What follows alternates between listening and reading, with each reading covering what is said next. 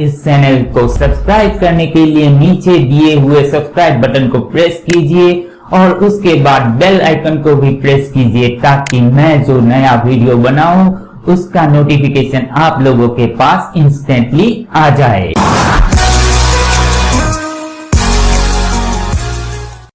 नमस्कार दोस्तों, गर्मी के सीजन में आपके घर में एसी लगा हुआ है तो उसका इस्तेमाल तो होगा ही, लेकिन एसी का इस्तेमाल से बिजली का भी बहुत खर्चा होता है। आज यहाँ मैं आपको बताऊंगा 5 ऐसे टिप्स जिससे आप एसी इस्तेमाल करते हुए बिजली के खर्चे को कम कर सकते हैं।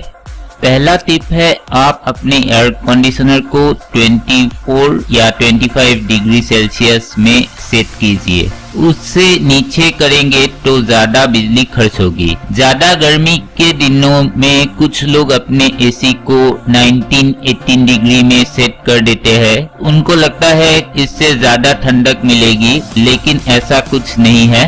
हमारे लिए 24-25 डिग्री सेल्सियस का रूम टेम्परेचर कंफर्टेबल होता है। इससे नीचे टेम्परेचर सेट करने से बिजली ज्यादा यूज होगी, क्योंकि एसी का कंप्रेसर ज्यादा देर तक काम करता रहेगा आपके रूम को सेट किए हुए टेम्परेचर तक पहुंचाने के लिए। एक बात ध्यान में रखना चाहिए कि एसी यूज किया जाता है रूम टेम्परेचर को कंफर्टेबल लेवल तक लाने के लिए, ना कि आपको हिल स्टेशन की मजे देने के लिए। एक रिपोर्ट आया था जो टाइम्स ऑफ इंडिया में पब्लिश हुआ था। उस रिपोर्ट में कहा गया था कि अगर आप अपने एसी को 27 डिग्री सेल्सियस के नीचे सेट करेंगे तो उसका एफिशिएंसी कम हो जाता है। हमारे इंडिया में जो स्टार रेटेड एसी है उनका efficiency bureau of Indian standard test करता है 27 डिग्री सेल्सियस में। तो इस रिपोर्ट में कहा गया है अगर आप अपने एसी का टेम्परेचर 27 डिग्री के नीचे सेट करेंगे तो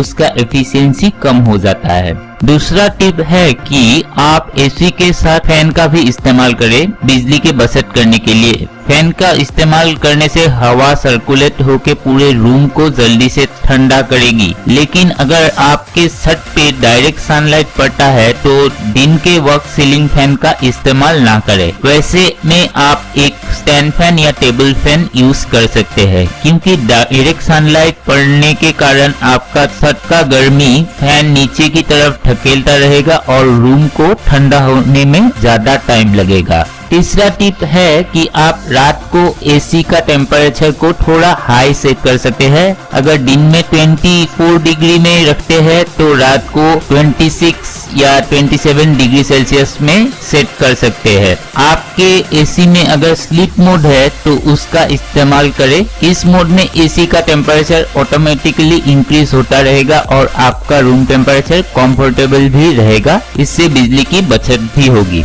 फोर्थ टिप है कि एसी को ठीक तरह से काम करने के लिए आपका रूम अच्छी तरह से इंसुलेटेड होना चाहिए। आपके रूम में बाहर का हीट अंदर ना आ पाए, इसके लिए रूम के दरवाजे, वॉल और विंडो में कोई भी गैप नहीं रहना चाहिए। आप अपने रूम के छत और वॉल पे हीट प्रूफ पेंट या फिर वॉलपेपर भी लगवा सकते हैं। अगर आपके छत पे डायरेक्ट सनलाइट पड़ता है तो आप फॉल्स सीलिंग्स भी लगवा सकते हैं। आखिर में अपने एसी का रेगुलर सर्विसिंग करवाते रहिए। एसी की मैनुअल में आप कैसे air filter, allergy filter, plasma filter की सर्विसिंग खुद कर सकते हैं ये दिया हुआ रहता है। एसी के कंपनी से भी आप टेक्नीशियन को बुला के सर्विसिंग करवा सकते हैं। रेगुलर सर्विसिंग से आपका एसी एफिशिएंटली काम करता रहेगा और इससे आपकी बिजली का बिल भी कम आएगा।